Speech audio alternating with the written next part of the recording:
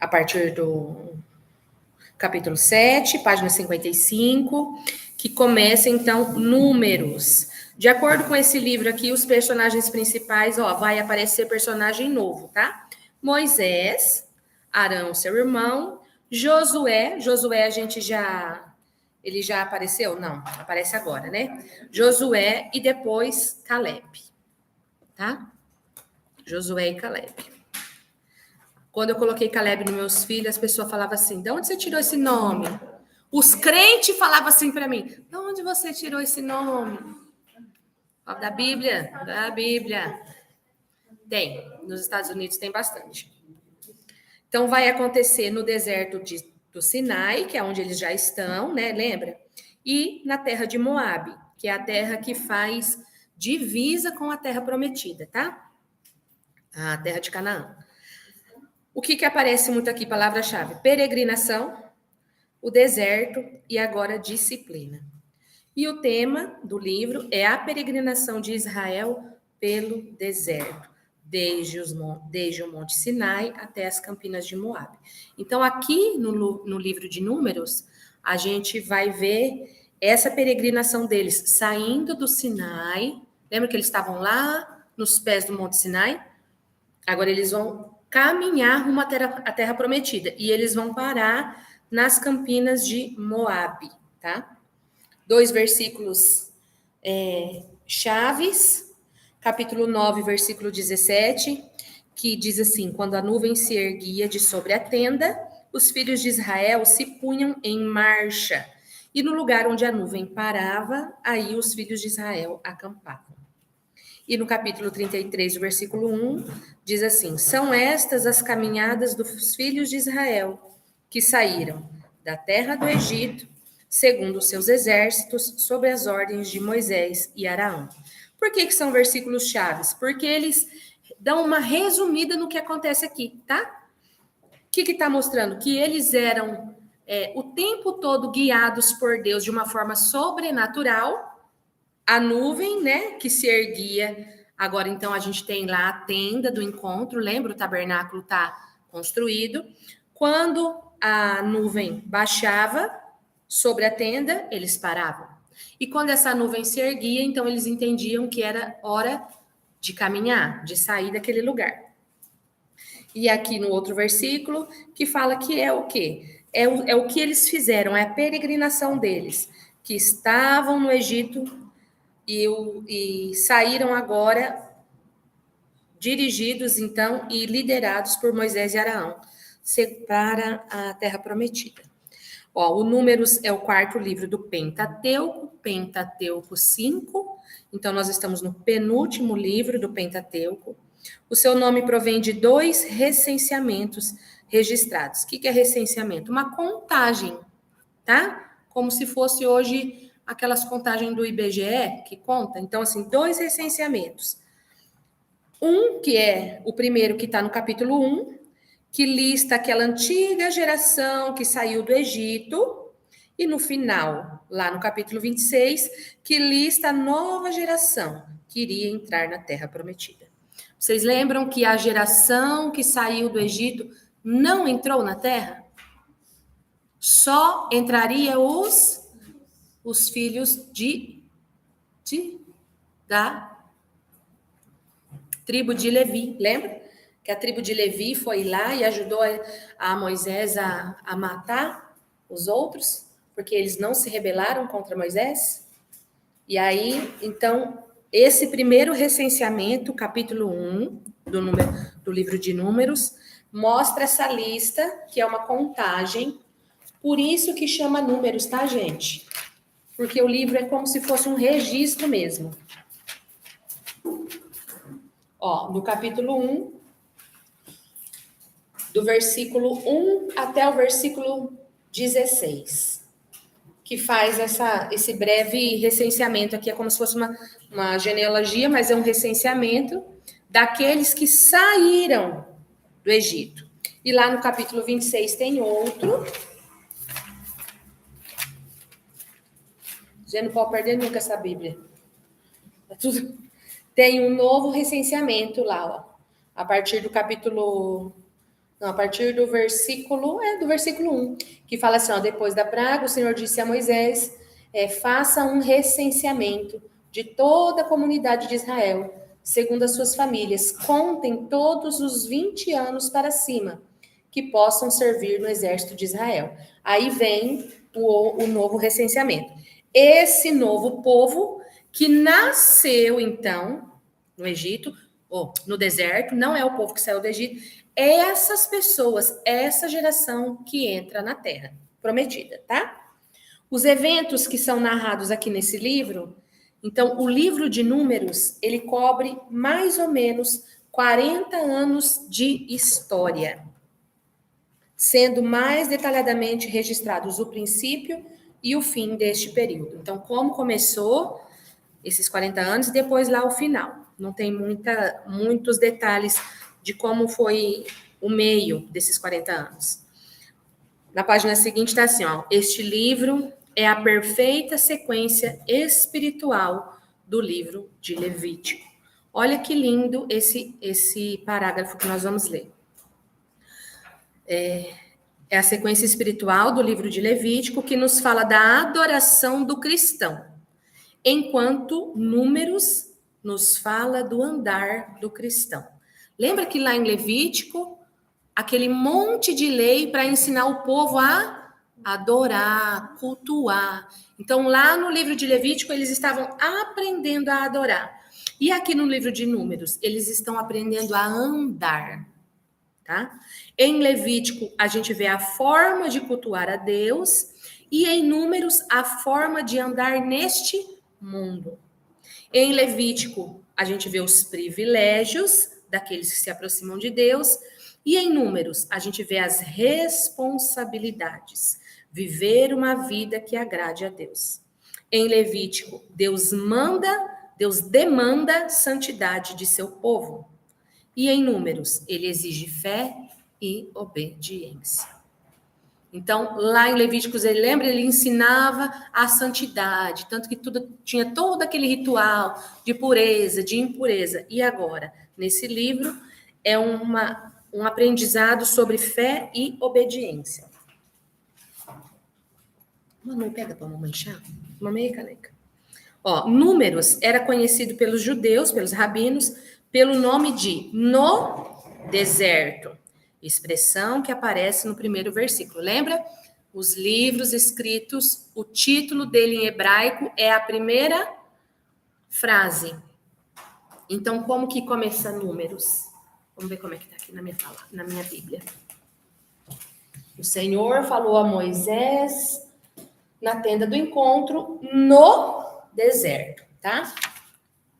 Lembra que eu falei que tem várias traduções. Foi traduzida do hebraico para o grego, depois para o inglês. Então, assim, hoje está assim, mas lá em hebraico provavelmente começava com isso. No deserto, Deus falou da tenda do encontro, na tenda do encontro com Moisés, tá? Então, é esse nome em hebraico. Ó, pois relata a história e os acontecimentos mais importantes da viagem do povo de Deus pelo deserto, desde o Monte Sinai até as campinas de Moabe, na fronteira de Canaã. Então, gente, ó, vocês vão aprendendo a localizar as coisas que estão na Bíblia, porque depois, mais para frente, nós vamos seguir com os livros históricos e vai aparecer personagens em Moabe. Nós vamos conhecer uma moabita. Quem que era a moabita? A Jéssica sabe tudo de Bíblia. Jéssica, me ajuda. Que fala assim, hã? Não, Noemi. Lembra que ela falou que eles peregrinaram lá para a terra de Moabe?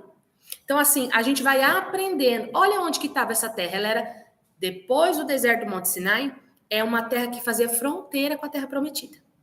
Tá? Então, a gente vai aprendendo. Por isso que não pode ler a Bíblia de qualquer jeito. Ó, Moabe então, estava onde? Na fronteira de Canaã. Essas experiências do povo de Israel no deserto são consideradas, lá no Novo Testamento, histórias registradas para nossa admoestação, como exemplos para o nosso ensino e instrução. Realmente, hoje a gente olha para o Antigo Testamento e a gente aprende. A gente não tem que cumprir aquilo. A gente precisa pegar qual que era a mensagem daquilo e aprender. Lá em Provérbios fala assim, que o sábio não é aquele que aprende passando. Sábio é aquele que vê o que o outro passa e aprende. Tá dirigindo. O carro desviou, você não desvia também? Se for reto, você vai cair, normalmente você vai cair num buraco. Isso é sabedoria, você tem que estar prestando atenção. Então, hoje, a gente não precisa ir lá para o Antigo Testamento e passar tudo aquilo, fazer tudo aquilo, sofrer tudo aquilo. Não, a gente olha para o povo, o tanto que ele sofreu, o que Deus fez, e a gente já capta. Olha, Deus não se agrada disso. E aí a gente vai aprendendo. É assim que a gente vai lendo todo o Antigo Testamento, tá? Como um aprendizado. Então... Tá em Provérbios, depois eu passo aqui, tá? É que fala assim, que sábio é aquele que aprende com o erro do outro.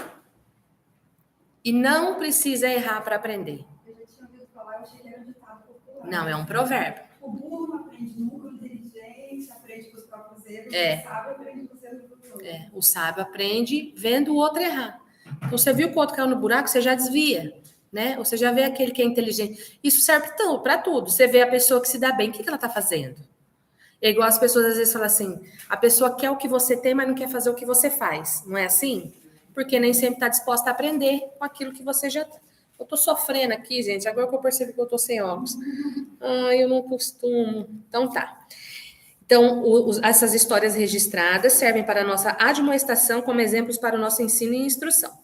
Este, portanto, o livro de Números, é o livro da peregrinação, do vaguear, do treinamento e da disciplina de Israel no deserto, enquanto caminhava em direção à terra prometida.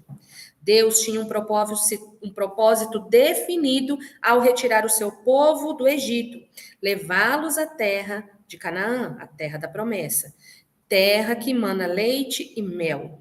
O deserto era apenas uma passagem, um estágio temporário, mas necessário, pois foi nele que Deus tratou com o seu povo. Após os israelitas ficarem acampados na base do Monte Sinai por quase um ano inteiro, eles se prepararam para partir em direção à terra prometida. Israel foi organizado e dividido em 4 grupos de 3 tribos. Quando acampavam, um destes 4 grupos se colocavam em um dos pontos cardeais, tendo sempre o tabernáculo no centro. A tribo de Levi ficava no meio e em volta do tabernáculo.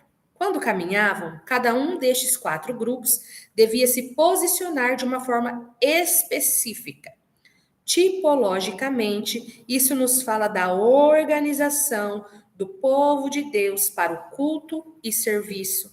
Cada membro da igreja deve servir com seu dom específico e em seu lugar apropriado no corpo de Cristo. Somente desta maneira podemos caminhar para o nosso alvo, organizados, coordenados e com nossos irmãos e irmãs. É isso que eu falo. Você vai lá e lê que o povo se organizava para cultuar a Deus. Ali tem uma mensagem, Deus organizado. Aí você não dá para fazer a obra de Deus de qualquer jeito. Aí isso é aprendizado, é ler a Bíblia nas suas entrelinhas. Tudo tem uma mensagem, tá?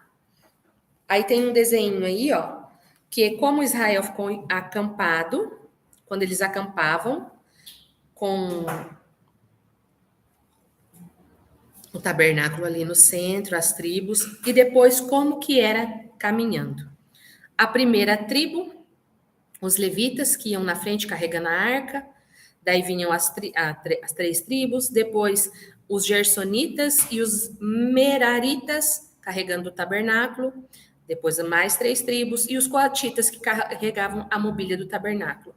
Ô, gente, vocês lembram, né, do tabernáculo? Era uma função muito grande. Carregado desses trem.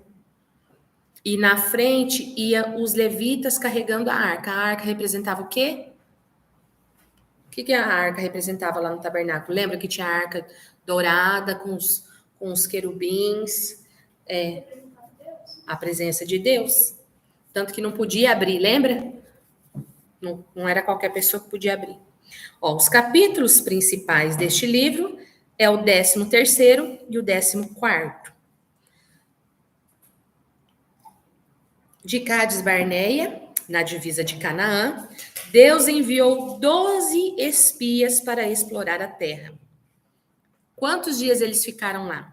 40 dias. Eles retornaram e deram seu relato. A terra prometida era muito boa, mas havia nela muitos fortes inimigos. Com incredulidade em seus corações, eles duvidaram da palavra de Deus, murmuraram e se rebelaram. Aqueles que Deus redimiu da escravidão do Egito e com os quais fez aliança no Monte Sinai, não corresponderam com gratidão, fé e obediência. Assim, toda aquela geração foi condenada a vaguear no deserto por 40 anos e morrer ali. Que é a geração que eu falei, que está lá no primeiro recenseamento, que não entrou. As únicas exceções foram Josué e Calebe, os 2 espias fiéis e os filhos dos que fizeram aliança com Deus no Monte Sinai. Após este período de 40 anos, Israel se encontra novamente em Cádiz Barneia. Aqui temos uma importante lição. Descrença e desobediência sempre trazem um atraso no plano de Deus para os seus escolhidos. Todos aqueles que tiveram uma recaída antes de estarem aptos a fazer qualquer avanço devem retornar ao ponto onde ocorreu a queda e recomeçar de novo. Onde que está isso, pastora? Lá em Apocalipse, capítulo 2, versículo 5. Quero ler esse versículo para vocês. Lembra quando a gente estava jogando aquele joguinho de tabuleiro? Daí caía numa casinha lá, volte ao início. Então, essa casinha é pecado. Olha o que fala lá. Capítulo 2, versículo 5.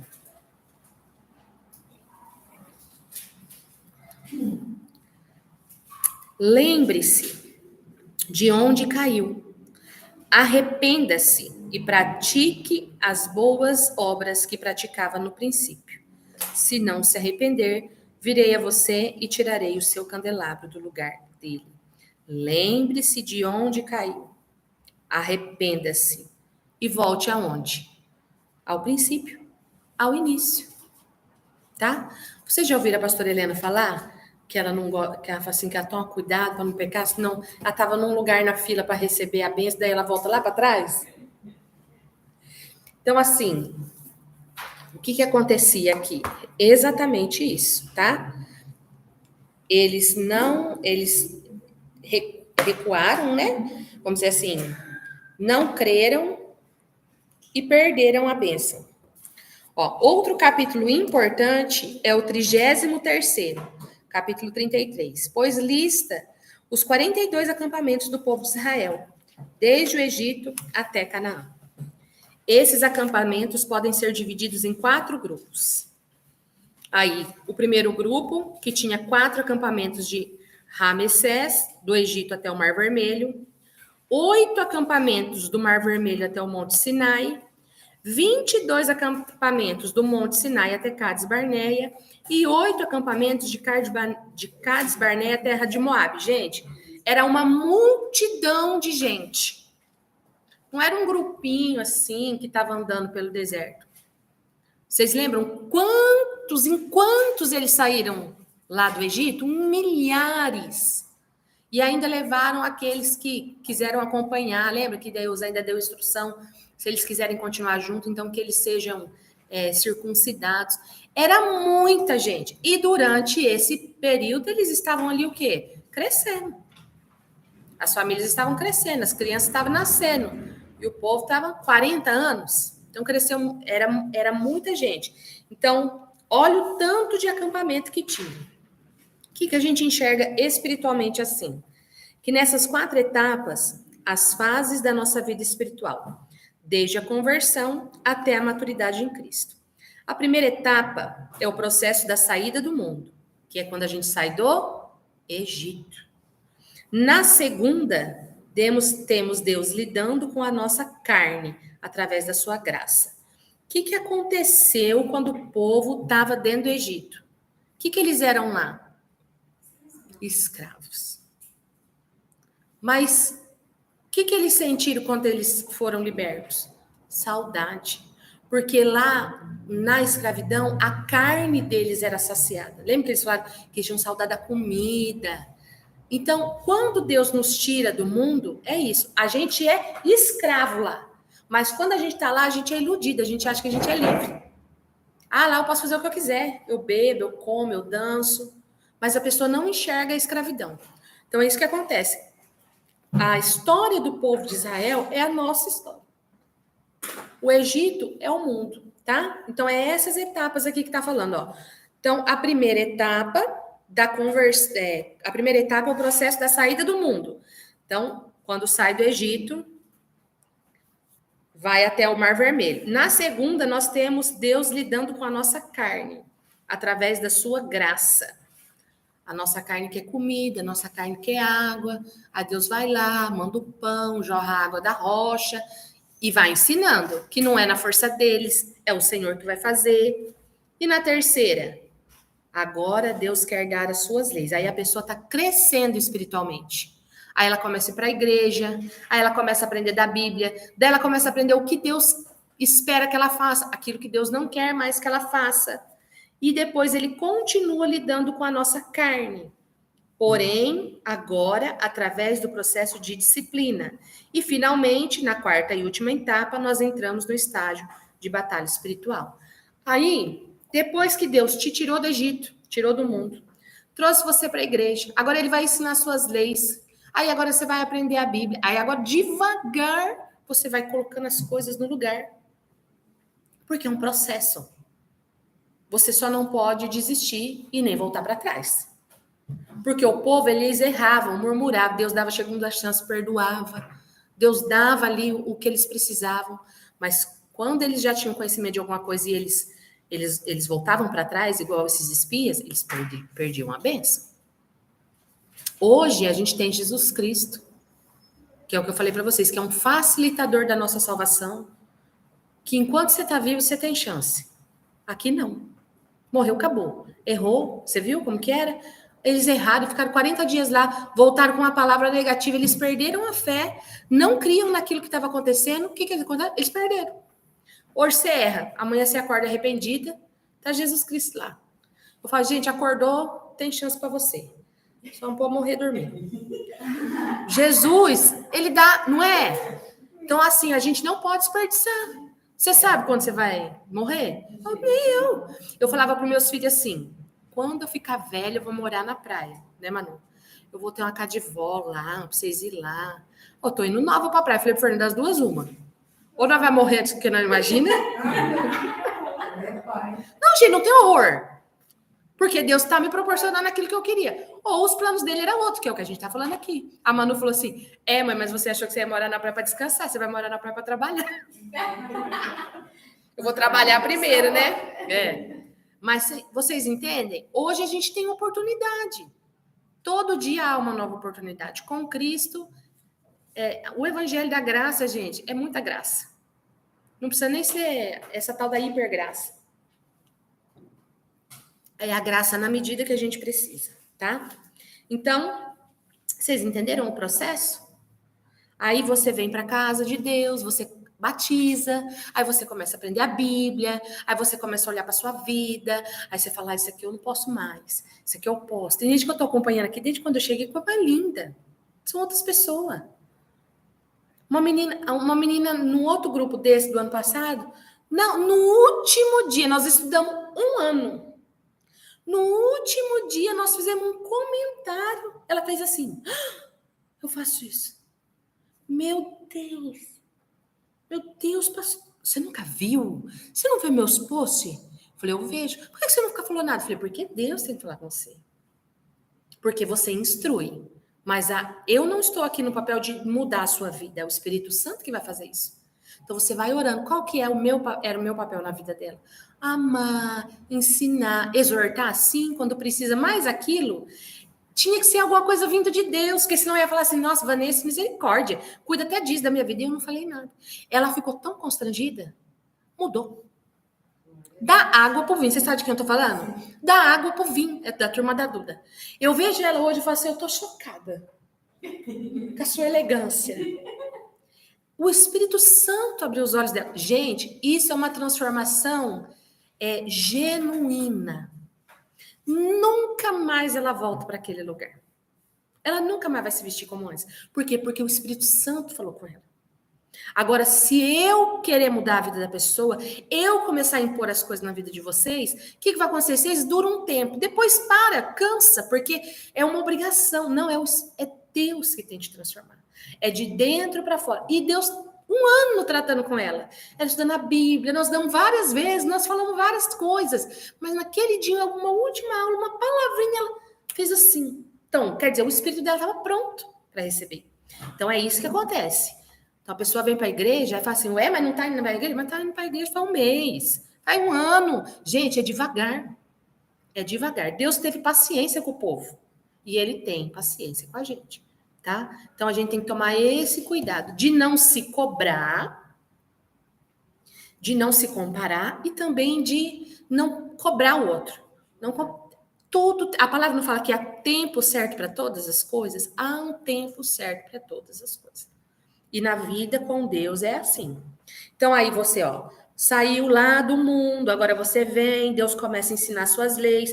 Aí, quando você vai aprendendo a lei, o que você está fazendo? Continua lidando com a tua carne. Aí você vai fazer aquilo, aí você faz aquilo, lembra da palavra, da aula aqui, fala, ai, a pastora falou isso, aí você fica naquela luta, faz, não faz, aí faz. Aí da segunda vez, ai, vou fazer. Aí a terceira vez, faz de novo, ixi, deu ruim.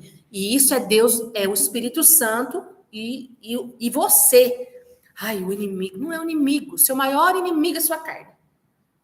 Satanás, ele é o maior inimigo das nossas almas, mas a nossa carne é a nossa maior inimiga. Para tudo, gente. Até para fazer um regime, para se vestir, para tudo. É nós, né? Então, Deus vai tratando ali, com a tua carne. Só que agora ele vai num processo de disciplina. Aí, às vezes, você vai ser exortada. Às vezes, você já aprendeu a fazer um negócio, aí chega a sua líder fulana, né? Sei o que, tal. Ele vai te disciplinando. Ou ele deixa você dar com os burros na água, porque Deus perdoa, mas as consequências vêm. Aí ele fala, não, deixa. Tô falando, não vai aí, Beth. Deixa aí. É igual nós, mãe. Sai daí, menino. Tira o dedo daí, menino. Não é? Vai tomar um choque. Leva a blusa. Aí agora fala assim, deixa. Vai pôr o dedo. Nunca mais pôr o dedo. Não é?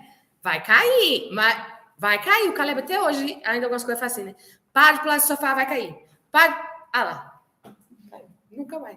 Então, assim, Deus é assim. Vai ter hora que ele vai deixar você literalmente... Vai, Vanessa, vai lá para você ver. Agora foi aqui. Só que quando o filho cai, o que você faz? Você vai lá, você limpa o joelho. Às vezes você dá uma chinelada, mas depois você passa o verticolate lá nos joelhinhos. A Manuela fala, um dia eu caí de patins.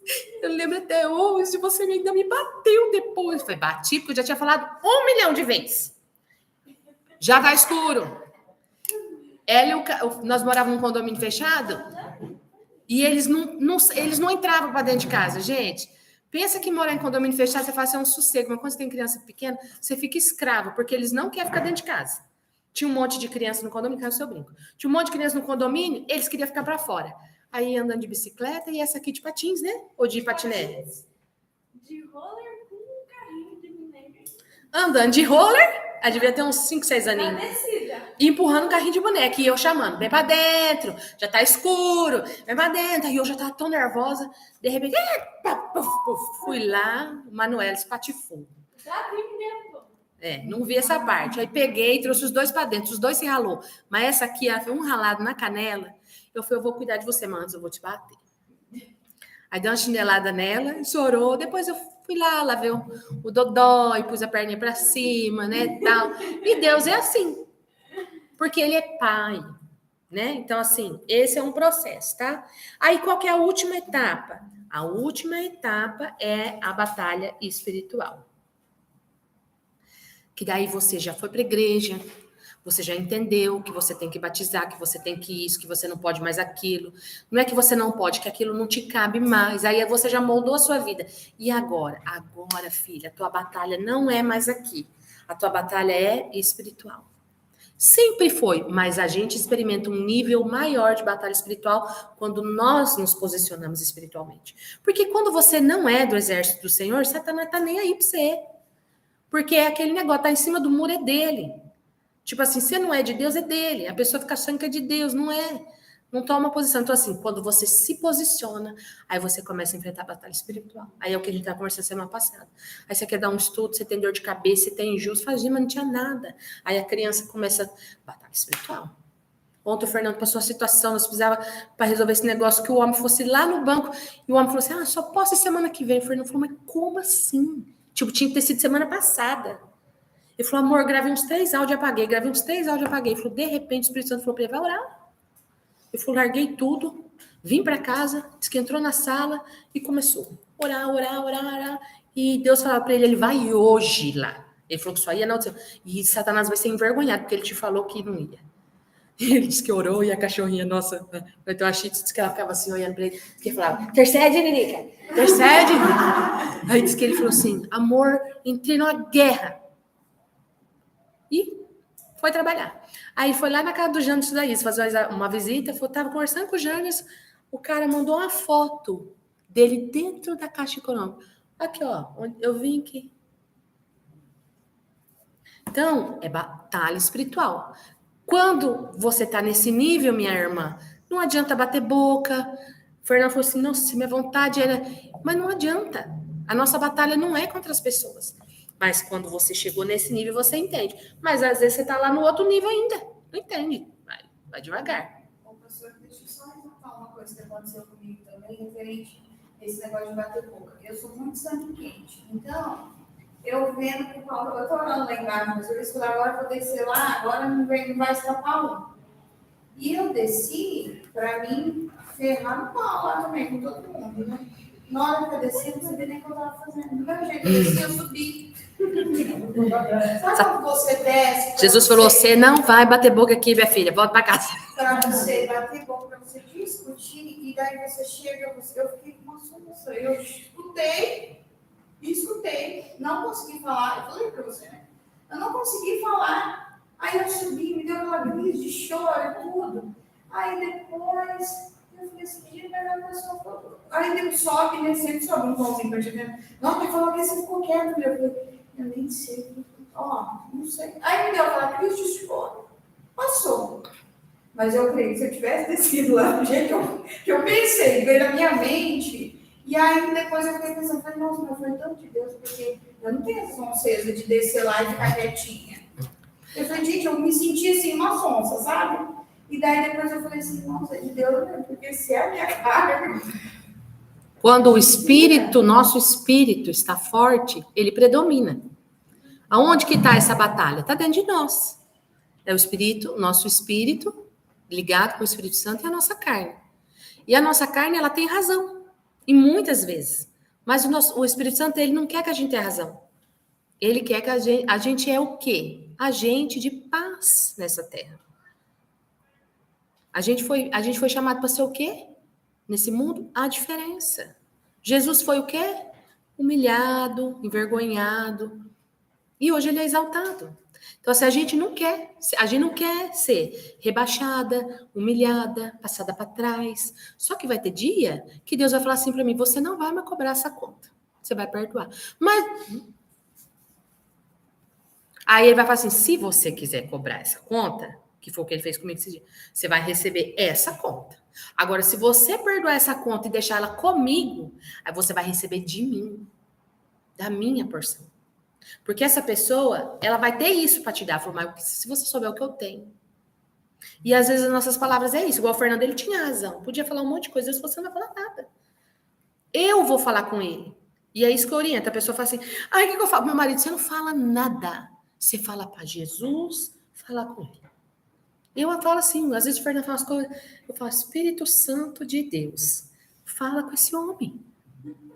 Porque se a gente falar uma coisa, agora se Deus falar, se o Fernando tivesse batido o pé e falado com o cara, agora Deus foi lá e falou, você vai hoje lá no banco. Agora. E ele foi. Porque quando Deus manda, até o diabo obedece. Vocês conhecem aquela história que eu adoro contar? Uma senhora estava passando muita dificuldade, com 3 filhos pequenos. Aí ela não sabia mais o que fazer, viúva e tal. Ela foi na rádio e falou assim pro cara da rádio: o senhor não deixou fazer um apelo na rádio? Eu preciso de ajuda, eu preciso de alimento, eu quero só fazer um apelo. Daí o rapaz da rádio deixou e ela falou: ai, gente, né, eu tenho 3 filhos, se vocês puderem me ajudar. Passou o endereço dela e falou assim: o que vocês puderem mandar vai ser bem-vindo. Amém. Um dono de um supermercado ouviu e falou assim, e aí o que ela falou? Deus abençoe, que Deus seja com vocês. E falou no nome de Deus. E o homem falou assim, os funcionários, vocês fazem uma compra, mas vocês pegam o mercado aqui, vocês fazem aquela compra. Aí vocês vão entregar lá na casa da mulher. Quando ela perguntar quem mandou, vocês vão falar assim que foi o diabo que mandou. Aí os funcionários fizeram, que carregaram a Fiorino, e para lá na casa da mulher e desce, compra. E a mulher, glória a Deus, glória a Deus, glória a Deus. E os funcionários terminando, e ela, glória a Deus. E um menino perguntou para o outro, falou assim, ela não vai perguntar quem mandou a compra? O outro, não vai, não sei o quê. Não, vamos esperar. E desceram todas as compras, e ela, glória a Deus, Deus abençoe. Aí o menino falou assim, ô dona, a senhora não quer saber quem mandou a compra? Ela falou assim, eu não, meu filho, porque quando Deus manda, até o diabo obedece. Então é isso aí. Deus não endureceu o coração do faraó, amoleceu o coração do faraó, endureceu o coração. É isso aí, gente. Então, quando a gente chega nesse nível de maturidade, que a gente entra nesse estágio de batalha espiritual, a gente não batalha mais pelas nossas mãos, porque pelas nossas mãos a gente perde 90% das vezes. Você pode até ganhar ali no começo, mas lá na frente... Agora, aquilo que Deus faz, o que a palavra fala? Aquilo que Deus faz durará eternamente. Então, se Deus falar lá com o seu marido, aquilo que ele decidir durará eternamente. Se Deus falar com você sobre alguma coisa que você faz e te mover, você não volta mais, porque o que ele faz dura para sempre, tá? Então, esse é o nível de batalha espiritual, que é quando a gente já está no último nível. E esse nível quando acaba? Não acaba, tá? Não acaba, a gente vai até pro túmulo, né? O túmulo, meu filho falava, o túmulo, batalhando espiritualmente, tá? Aí a gente tem uma história muito interessante, que é a história de Balaão. Vocês já leram a história de Balaão? Do profeta lá? A Jéssica leu. Gente, a Jéssica é uma aluna aplicadíssima. Sempre tem uma numa turma de 30, né? É para a professora não desanimar.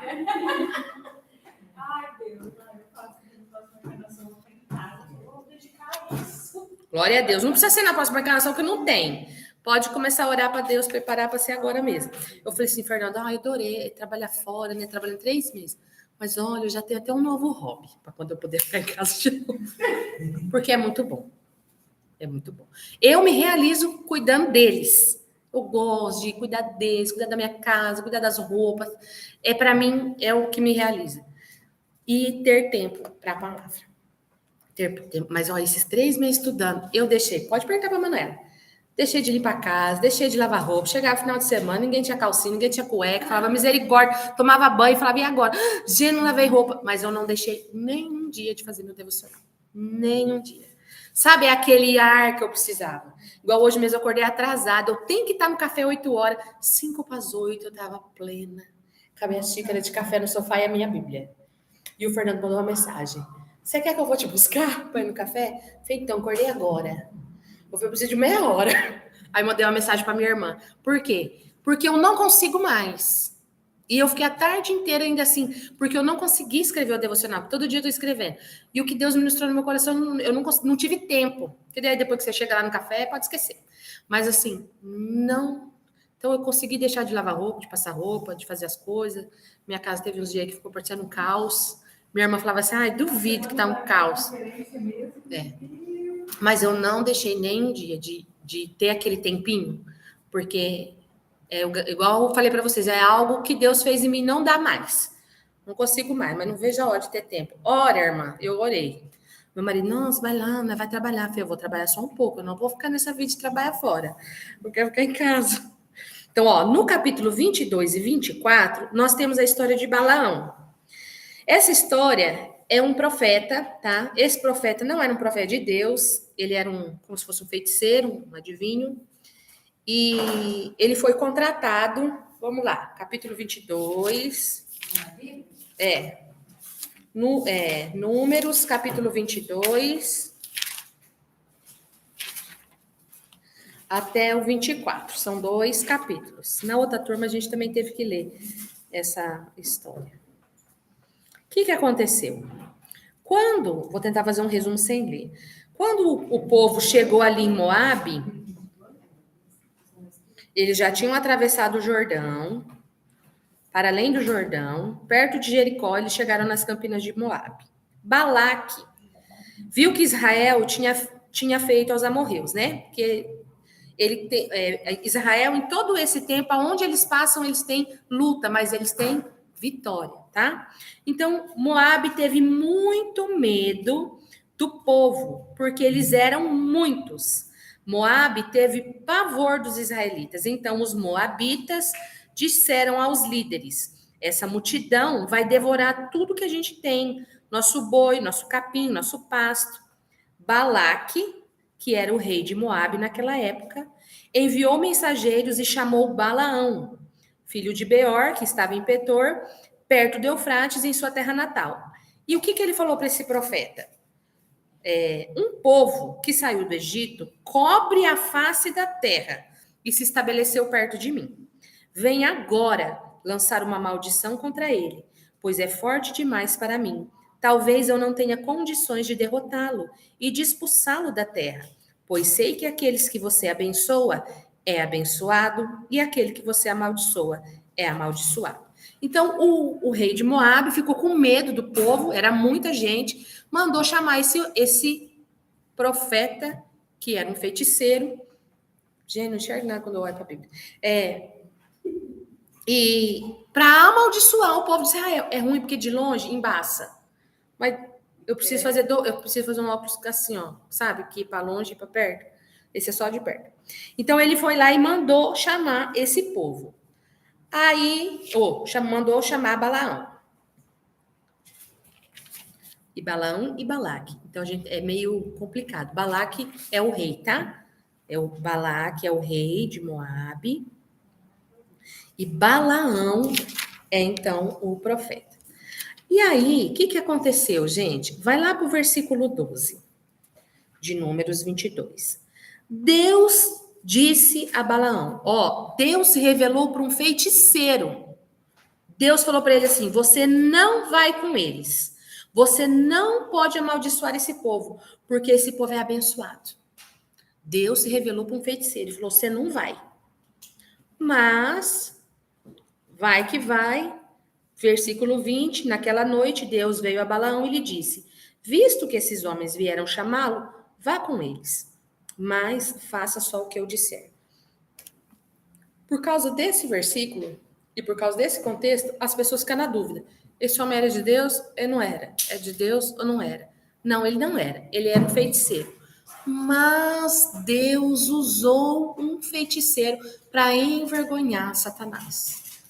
Então Deus faz isso. Deus usa o próprio Satanás para envergonhar ele. Que foi o que aconteceu com a gente ontem. O homem se levantou em ira e depois teve que ir lá fazer o que não ia fazer. Tipo assim, Deus...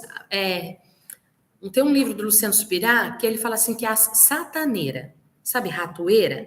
Então Deus tem uma sataneira. Escata o Satanás e usa o Satanás para vergonha dele mesmo. Então Deus falou assim, esse povo, porque ele falou que não ia. E o povo ficou insistindo. Os mensageiros de Balaque, vai, você vai. Porque Balaque ia pagar. Eu falei, então vai. Vai, mas você só vai fazer o que eu disser. Então as pessoas falam assim, tem medo de maldição, tem medo de não sei o quê, tem medo das pessoas que falam, gente, deixa eu falar uma coisa para vocês. Existe obra de macumbaria, de feitiçaria, existe, mas a palavra fala que a maldição sem causa, ela não tem efeito. E se Deus quiser, ele usa um pai de santo, que é o que ele fez aqui, um feiticeiro, e abençoa o povo dele. A palavra fala assim, que não existe ninguém mais forte que ele. Mais forte é o que está em nós, do que esses demônios que estão no mundo. Então, você não precisa ter medo, você não precisa começar a tremer, não sair de casa. Não, você tem autoridade em Jesus Cristo e falar assim, isso não tem poder mais sobre a minha vida. Porque quando você vem para o Senhor, por que Deus fez isso? Porque Israel era o povo dele. E quem que é o povo do Senhor hoje? Todo mundo que confessa Jesus Cristo como Salvador. Ah, pastor, mas quando eu não sabia, você não era povo de Deus. Mas aquele que se achega a Deus e confessa Jesus Cristo, você se tornou povo de Deus. Deus está cuidando de você. Nós não tem que ter medo do cão. O cão tem que ter medo de nós. Nós não tem que ter medo do macumbeiro, Não, é esse que tem que ter medo de nós. Uma vez, uma menina contou para mim, eu tenho várias histórias, que mandaram fazer uma macumba para ela. E sabe o que a macumbeira falou para ela? Ixi, não adianta fazer macumba para isso aí. Porque isso aí é os da reza do pé para trás. Não pega as macumbas. Como assim a reza do pé para trás? As pessoas que assim, esses aí da reza do pé para trás, as macumbas não pega. Não pega, gente. Não pega. Falou pra mim que ela foi num terreiro, na cachorro, ela vai dizer assim, sai daqui porque a sua música brilha demais. Não adianta, vai atrapalhar. Olha, ai, que medo. Minha mãe me levou muito nesse lugar. Eu só lembro dos lugares. Eu sentadinha, sabe? Porque minha avó era brasileira. E eu, tipo assim, eu não lembro, mas muitas pessoas que eu trabalhei um tempo aqui na Maringá, chegava na loja onde eu trabalhava, eu sou amiga dela até hoje, e ela fala, nossa, você tem um brilho que é só seu. Onde você chega, você brilha.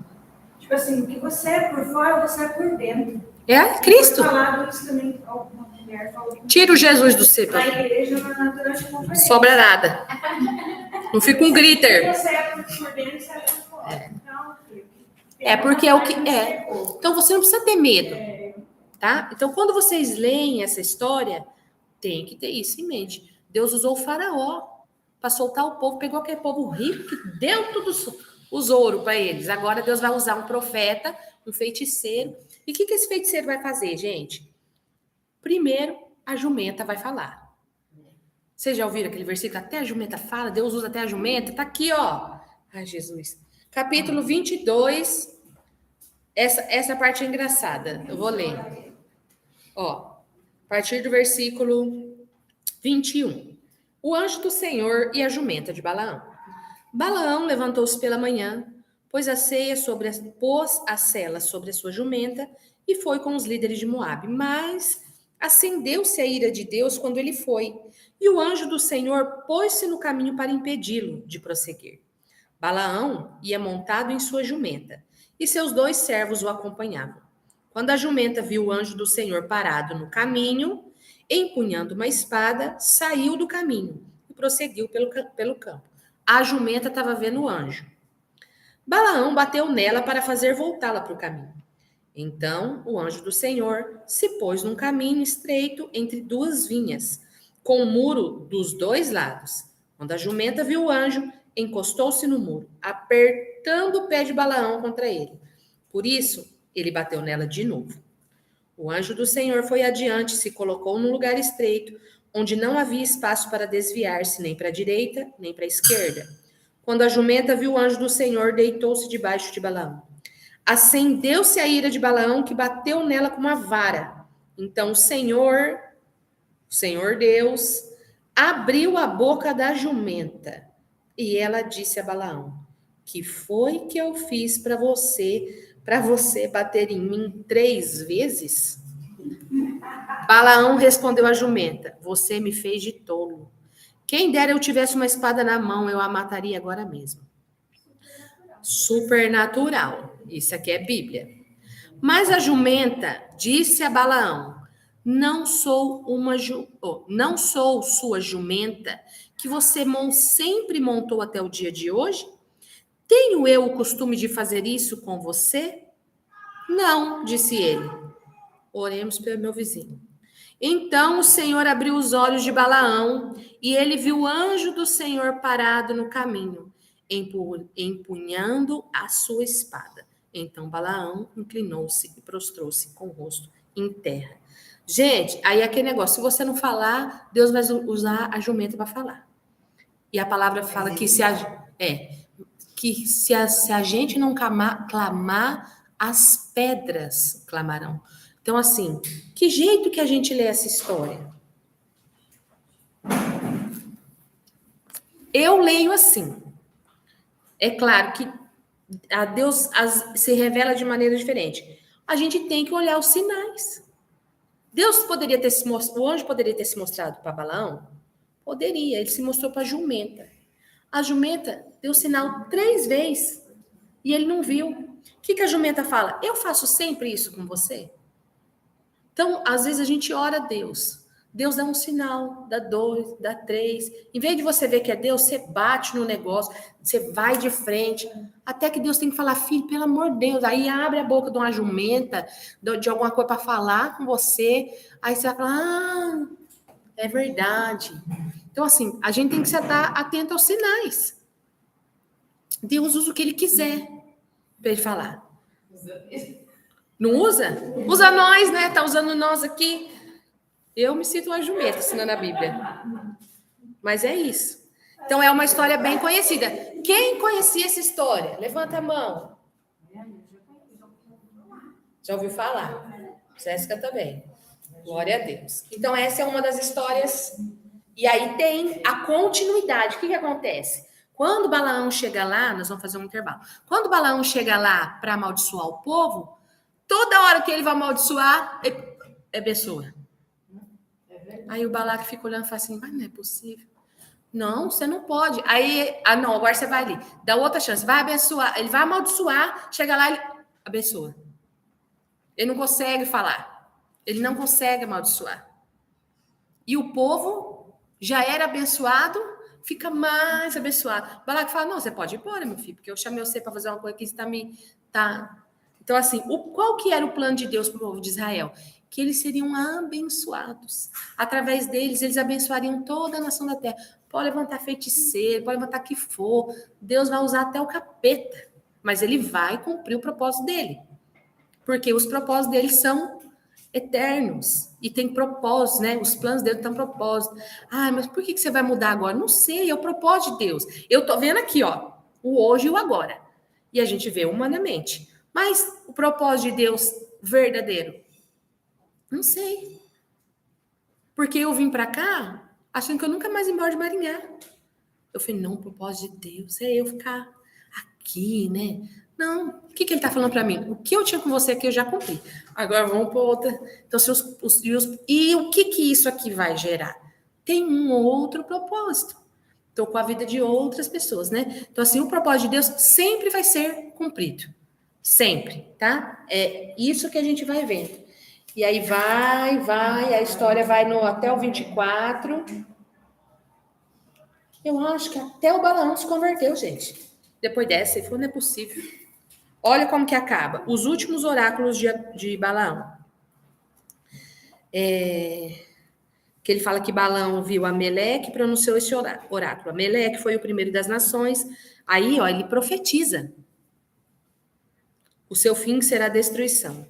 Depois viu os queneus e pronunciou esse oráculo. Sua habitação é segura, seu ninho está firmado na rocha. Todavia, vocês, queneus, serão destruídos quando Assur os levantar prisioneiros. Finalmente pronunciou este oráculo.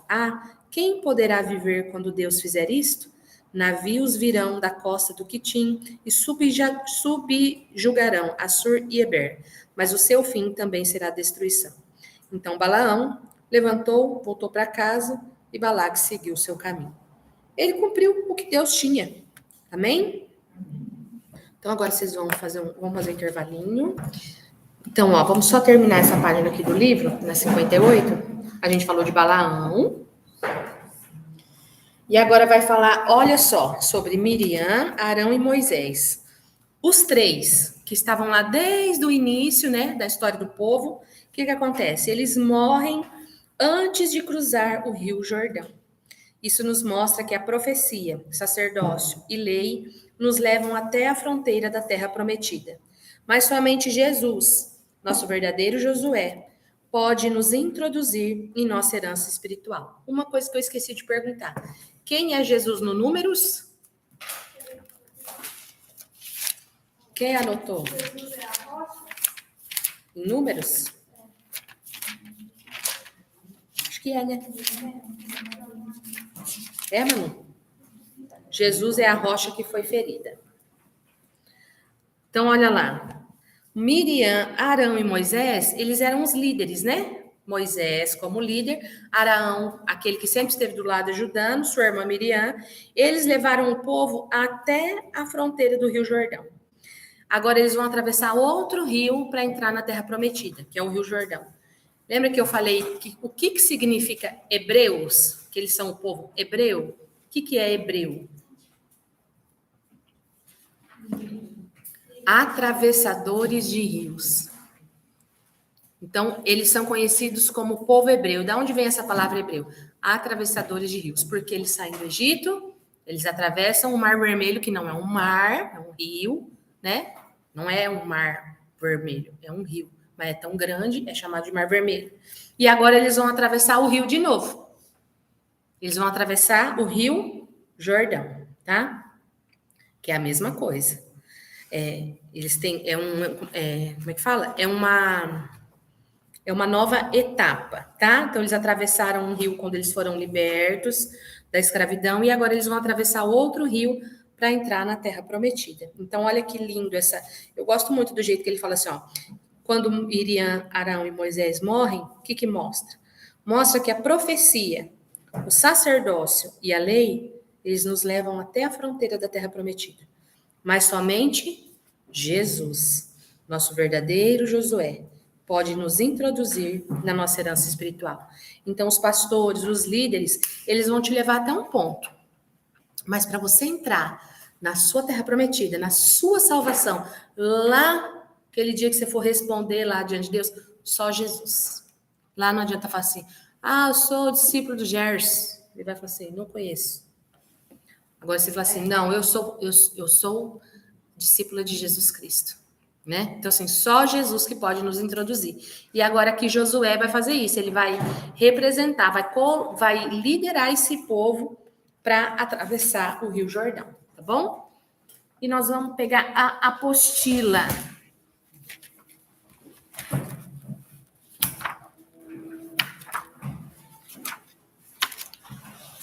Que está a partir da página 16, Jéssica? 17? Isso, página 17 na apostila. Que é um resumo de tudo isso que a gente falou. Eu quero ver se a gente consegue fazer a apostila.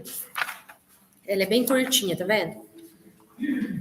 Daí a gente fica só com... Numa aula faz as duas. O Gênesis e o Êxodo são mais... Eles demandam mais, né? Lembra que o Gênesis, acho que nós ficamos 4 aulas no Gênesis. No outro grupo nós ficamos 4 meses. Sério? Porque no começo eu li a Bíblia com elas, né? Aí demora. É gostoso tudo. Mas aí tanto a aluna acomoda, porque ela não lê em casa, porque vai ler na aula. E demora demais também, né? Daí vai levar 10 anos para estudar a Bíblia. Então, olha lá, a partir do versículo 17, que é o que a gente já viu, que é o 4º livro da Bíblia, que leva a história de Israel adiante, após o êxodo da escravidão do Egito. Deus trouxe ao Monte Sinai e fez uma aliança com eles. E apesar da rebelião de Israel, Deus havia graciosamente providenciado um caminho para Israel viver perto da sua santa presença, no tabernáculo.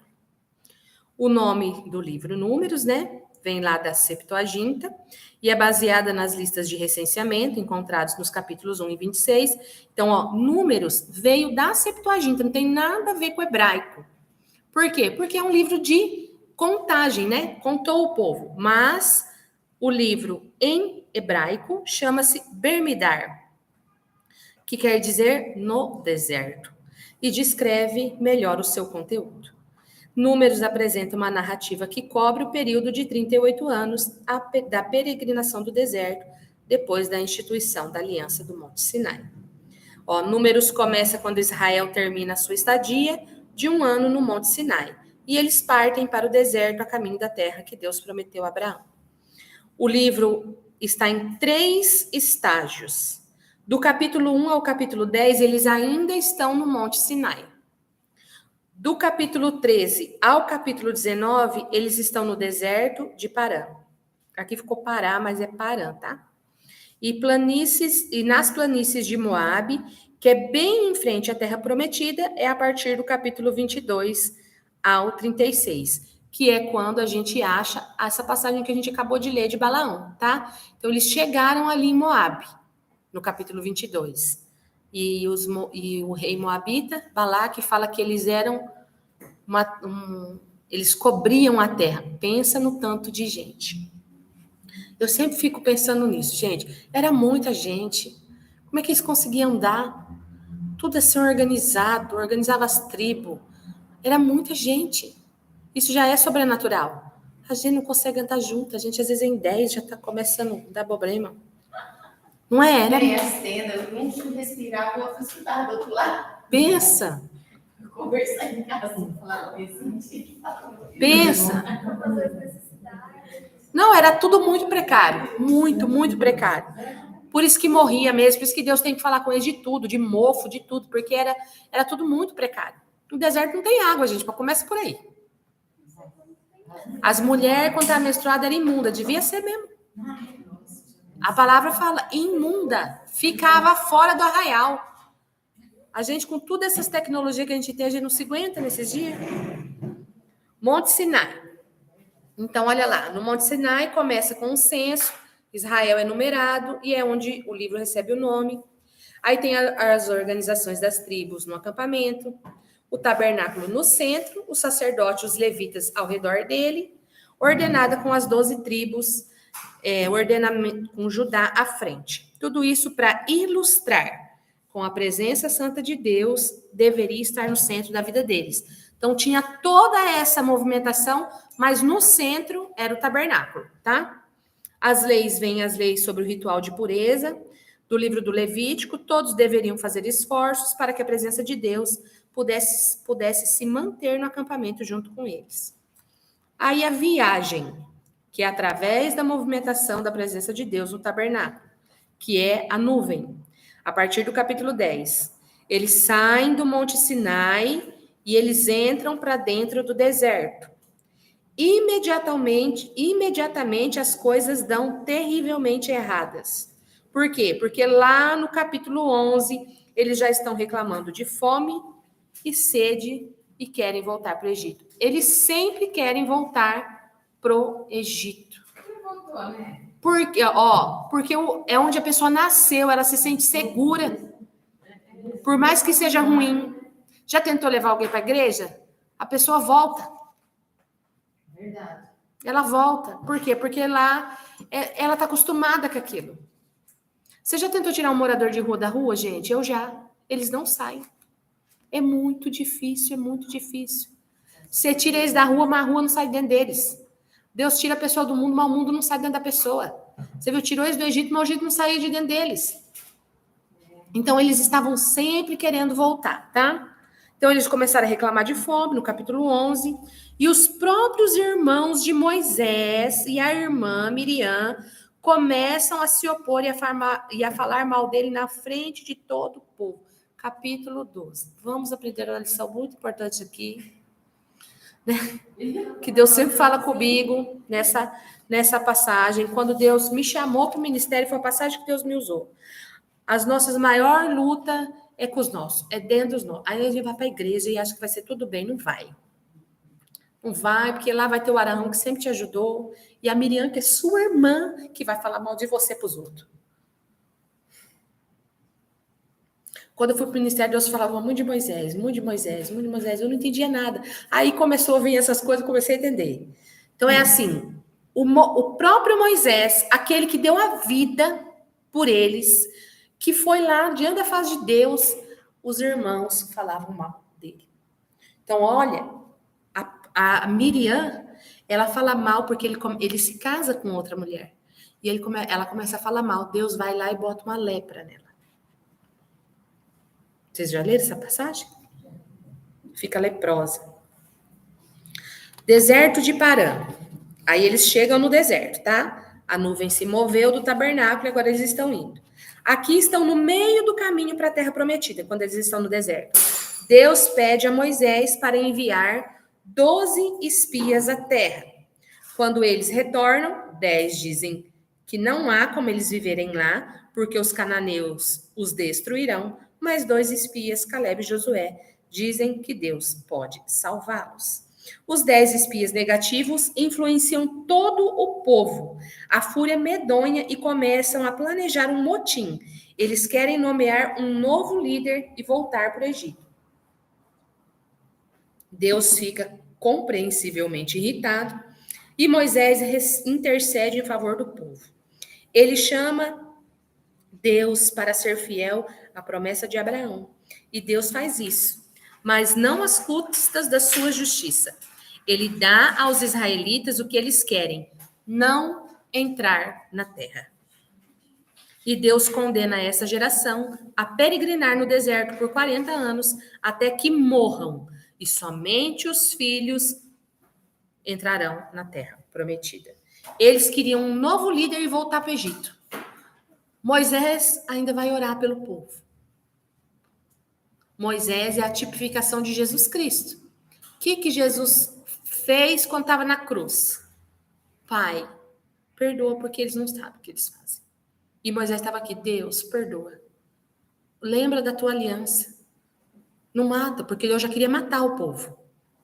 Deus fala assim, tá bom, mas eu vou dar para eles o que eles querem. Eles não querem voltar para o Egito? Então eles não vão entrar na terra. E aí ele condena aquela geração a peregrinar para o deserto até que todos morressem. E isso leva 40 anos.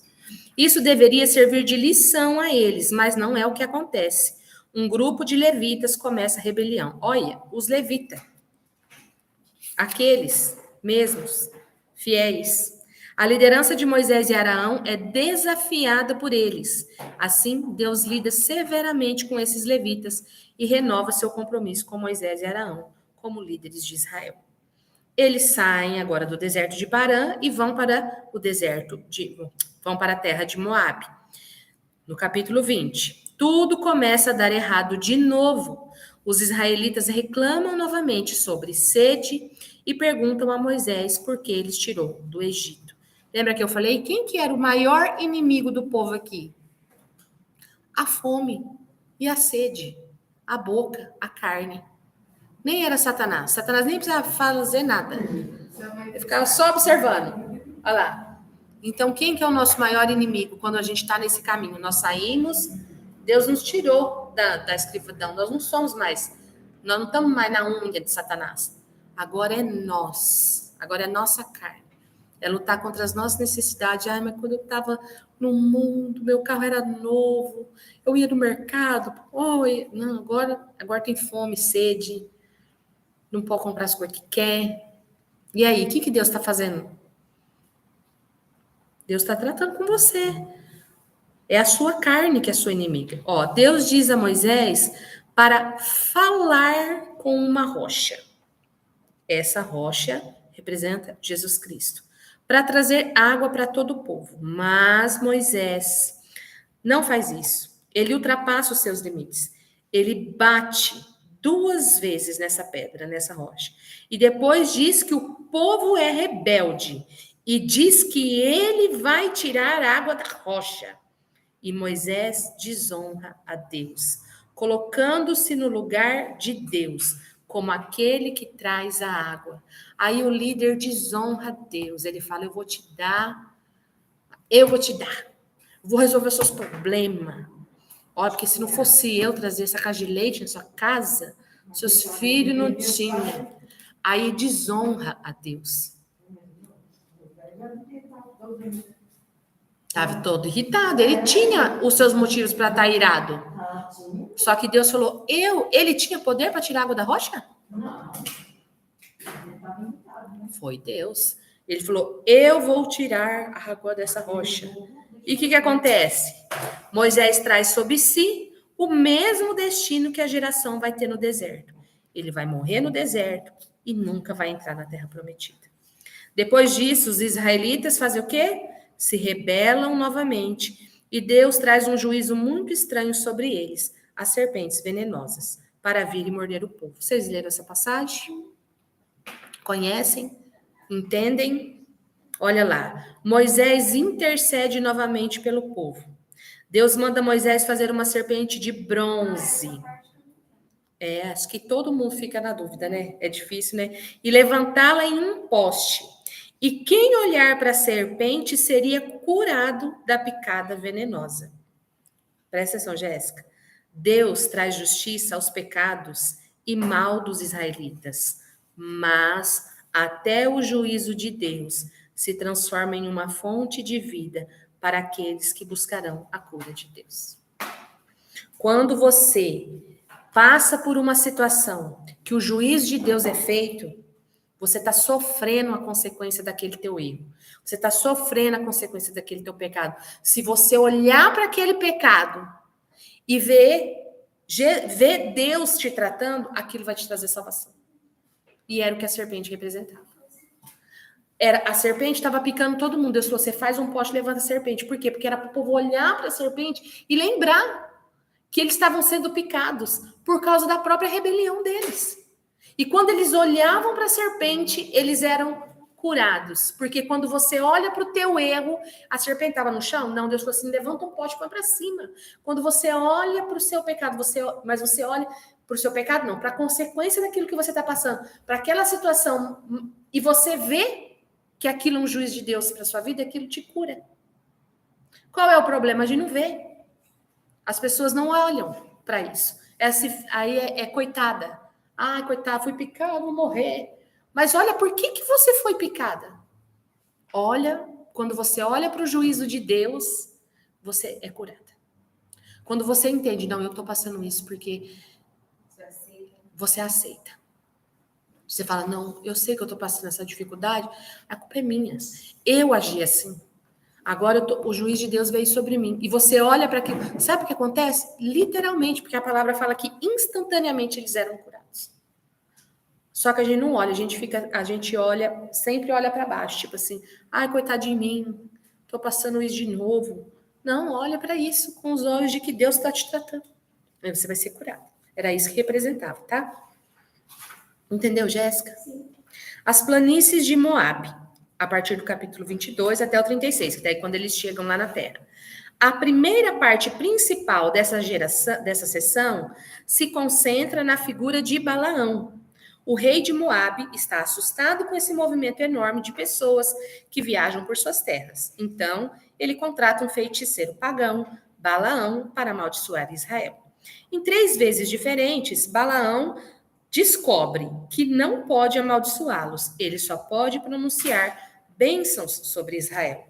E ele só não consegue amaldiçoar Israel, como o próprio Deus lhe dá uma visão de um futuro rei israelita, que um dia trará a justiça de Deus para todas as nações. Essa visão lembra a promessa de Jacó a Judá, em Gênesis 49. As histórias de rebelião de Israel se amontoam, ficando cada vez piores. Embora Deus traga atos parciais de justiça sobre Israel, ele também continua mostrando misericórdia, fornecendo comida e água ao longo do caminho. A história de Balaão mostra a graça de Deus em cores brilhantes, porque aqui está Israel em um acampamento, resmungando e se rebelando, mas nas colinas, sem o conhecimento deles, Deus os está protegendo e até mesmo os abençoando. Porque o que acontecia? Balaque levava Balaão para as colinas, subia nos montes, onde ele tinha visão do povo. E aquele povo lá embaixo estava sendo o quê? Picado pela serpente, resmungando, e Deus colocando um feiticeiro lá em cima para abençoar. Enquanto você está aqui reclamando e sofrendo juízo, Deus está te protegendo de algo muito pior que você não está nem vendo. Te abençoando a tua descendência e cuidando do teu futuro. Porque ele estava proferindo palavras de bênçãos para eles, porque eles iam entrar na terra. São essas as histórias de Israel, são essas as histórias de rebelião de Israel e fidelidade de Deus. Esse contraste que tornou essas histórias tão importantes para as gerações posteriores de Israel. Profetas, poetas e apóstolos. Assim, as histórias do deserto são recontadas diversas vezes na Bíblia, e essas histórias servem de aviso de que, embora Deus seja fiel às promessas da aliança, ele também permitirá que o seu povo se rebele e enfrente as consequências. A parte final do livro se concentra nos filhos da geração do deserto. E eles começam a se preparar para entrar na Terra Prometida. Eles fazem um novo censo da nova geração e ganham uma série de batalhas com um grupo de pessoas ao redor deles. Algumas tribos já começam a se estabelecer na Terra Prometida. Então, o livro termina com a próxima geração, pronta para entrar na Terra, e Moisés prestes a entregar suas palavras finais de sabedoria e advertência. Amém? Então, essas histórias de rebelião e de... Porque o que a gente sempre vê? O povo se rebelando e Deus fiel. O povo se rebelando e Deus abrindo um escape. O povo em situação difícil e Deus mandando... Essas histórias que tornam tudo tão maravilhoso. E você, o que é o restante da Bíblia?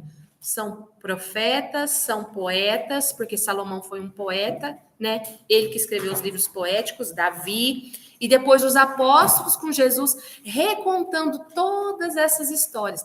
Essas histórias vão dirigir a vida do crente até que Jesus venha. Amém?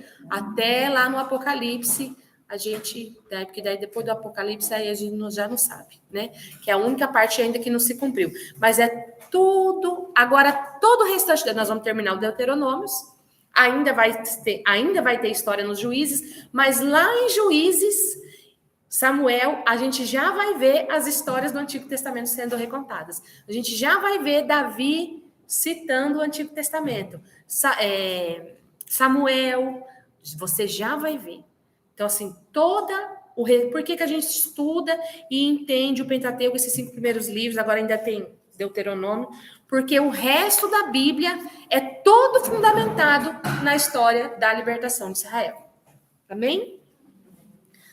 9 e 7. Vou fechar essa live. Deus abençoe vocês, meninas. Obrigadas. Ficaram fiéis aqui. Glória a Deus. Depois eu subo essa aula. Deixa eu fechar.